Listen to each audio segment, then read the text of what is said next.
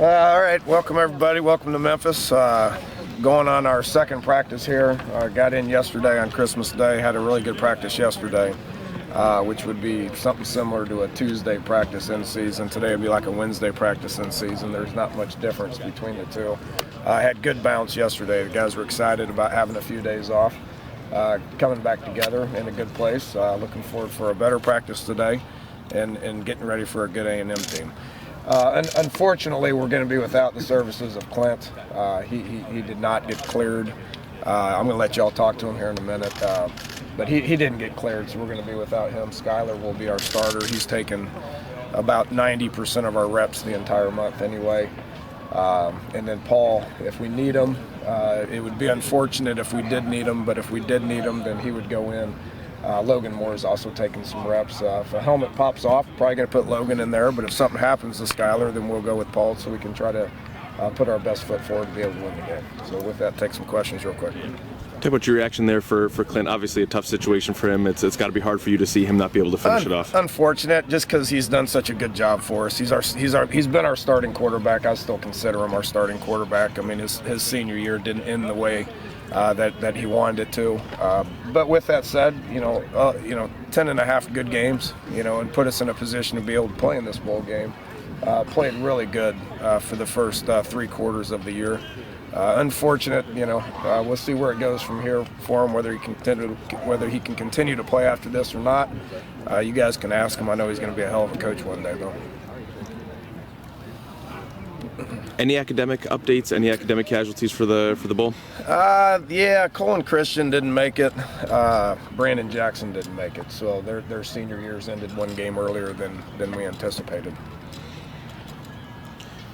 For you guys, you said nice bounce coming in yesterday. Any concerns about that when you have guys for an extended break? You said you wanted to give them some time, that they'll come back maybe a little flat. And what was it that you liked yesterday? Is Ed the only one asking questions here today?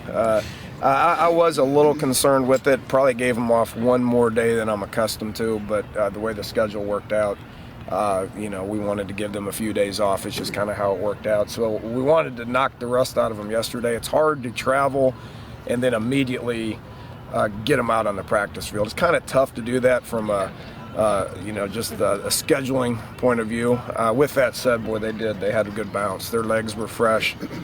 They were excited about being here. That's Bowl 101. If the guys are excited about being here, then they're going to have a good bit of bounce. So our guys, based on what happened yesterday, I think our guys are pretty fired up about being here.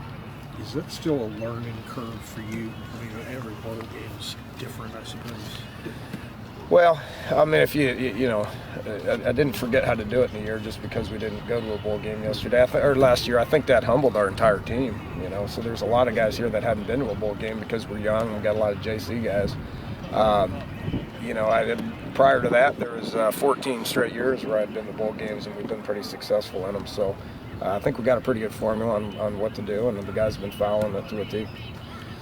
Seems like Skyler knew the offense in and out by the time he got in at Iowa State and even before. But what has the last month even taken him deeper into maybe some sort of understanding? Night and day. I mean, before we put him in against Kansas State, I was concerned. Didn't know how he'd react, and handled it well. And I think that gave him a bunch of confidence to where he got better in the Iowa State game. And I've seen considerable improvement here in the last 4 weeks.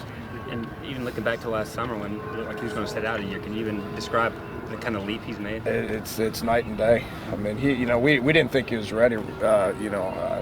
Mentally, we didn't think he was ready. Physically, we didn't think he was ready. I went with William Crest earlier in the year because I thought he was ahead of him. The improvements that he made in the last 2 months, I've never seen it with the quarterback before. That is a true sophomore. Not to mean what he's done, but was his elevation to that almost a matter of you didn't have any choice other than pretty much there? Yeah, because at that point we wanted to save Paul going into his senior year. You saw Clint improve going into his senior year, so we thought Paul would show that kind of improvement as well. So we wanted to save him, so the next guy up was Skyler, and he took advantage of the reps that he was allowed, and he's shown a ton of improvement. Is Kevin White at 100% or just slightly off that, or where do you see him? He needs to be. I mean, he wasn't against Iowa State. That hurt us offensively, so he's back to where he was. He's getting on the same page with Skyler, which that takes some time as well. So, I'm going to let y'all talk to Clint real quick, okay? Danny, you have an update on Jackie? I don't. I talked to him 2 days ago, and he's in a good place. I mean, it's an unfortunate situation. It's something that I talk to our guys about a lot, about not being in those situations. But hopefully he'll be joining us here in a day or two. Okay. Thanks.